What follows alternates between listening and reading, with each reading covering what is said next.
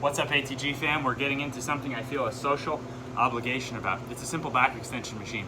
This is gonna sound ridiculous, but I'm 100% serious that if you own a couch, if you own a TV, you should own a back extension. So back pain is so rampant, it's almost like you or someone you know has back pain. You don't go to the doctor and get asked, oh, are you strengthening your back through a full range of motion consistently?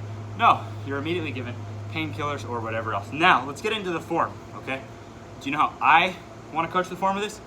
Go down, come back up. Do one. I recently helped my dad fix chronic back pain by doing one. In fact, he said he did half of one, and then a couple nights later would go back into the garage and do one, and then do two, and so on. And now he can do them, and his back has stopped tweaking. But he's building muscle along his spine. I'm not saying this is a cure-all for it.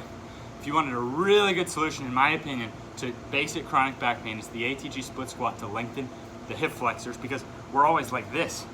So even if we're sitting in chairs all day and we get up, even if we do strengthen the back, we want these hip flexors to be lengthened. So normal split squat is here, and ATG split squat, we're lengthening those hip flexors. Now, with the back extension, we can lock that into place. So in zero, with nothing, I like a goal of palms to floor, full quad flexibility. We're actually getting some time under tension with the back, just relaxing, opening up behind the knees. Zero. Advanced zero, we add equipment. Back extensions twice a week.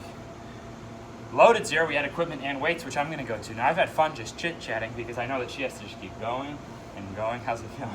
Great. So, these are her toast girl. Alyssa uses this. Having a baby, sitting in bed all the time. I think women get it really tough after having a baby. They get so hunched up this way, they lose muscle, they have all this stress pulling them forward. So she has used this to just knock out back pain the good old-fashioned way. She likes to arch at the top, and I'm not gonna tell her not to. The human body was made to move. I know that there's no such thing as a bad human motion, okay? That's her choice to go like that.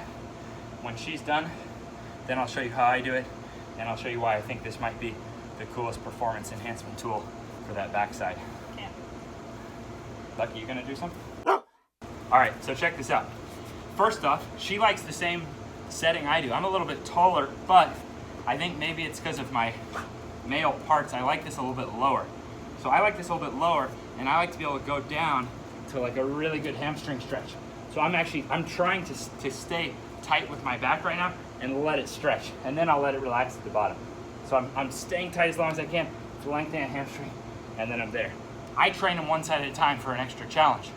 Between legs, I take a break, because I want a good even result. And if you train one side and you don't take a break, the back will just be burning so much you won't get the same effect on the hamstring and the glute. So then I would switch to the other side, lengthen through the hamstring. The simplest way to start adding equipment would be holding like a dumbbell or something that doesn't interfere with your range of motion. Now what I'm thinking about here is just to squeeze that glute. I'm thinking about like top end running speed and stuff, so I don't do it the way that Knees Over Toes Girl does. But again, this is not harming you. There's no such thing as a bad human motion. So she does it that way to really feel all those muscles engaged, to balance out all the time like this with the baby. So I'm here stretching through that hamstring deep as I can, and then squeezing that glute, stretch, squeezing that glute. Now what I'm gonna do here is I'm gonna show you why I think this is an ultimate performance enhancement tool. With a lot of posterior chain exercises and deadlifts and stuff like that, we risk injury if we don't get up. Now I'm gonna go right from that and show you the most aggressive way that I would load it, which I'm doing twice a week on my current program, Loaded Zero. I would duck under, make sure that you're well under, use your muscles to pull it up. Now I'm gonna extend through. Now I'm already fatigued from the dumbbell, and you're gonna see me go to failure. Squeeze that right glute, stretch that hamstring, squeeze that right glute. Now you see what's happening there? I can safely go, I can go to failure, and it's almost like the harder I work, the more bulletproof I get. And I'm lengthening my hamstring, getting stronger hamstring, stronger glute, stronger back, and I'm balancing one side at a time. It's very hard to get a truly honest unilateral lift for the posterior chain. So I'm not saying this is the only way to train. I am saying it's probably, if I could only do this the rest of my life, I know I'd have this plus ATG split squat to lengthen that hip flexor. I know I'd have a far superior lower back compared to the norm. I'd be balanced. I'd have even hip flexor, length, strength, spinal muscles, hamstrings, glutes, fairly balanced. So you can see why I'm so passionate about it.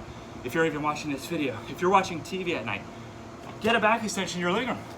Pop-off sets between quarters of the game you're watching. Pop-off sets on a commercial break. Pop-off sets between shows. I've been there. I've binge-watched shows. I know what it's like. Back extensions between shows, the more bulletproof you get the rest of your life. So hopefully that explains why I'm passionate about it, why I am serious that if you have a couch, you should have a back extension in your house.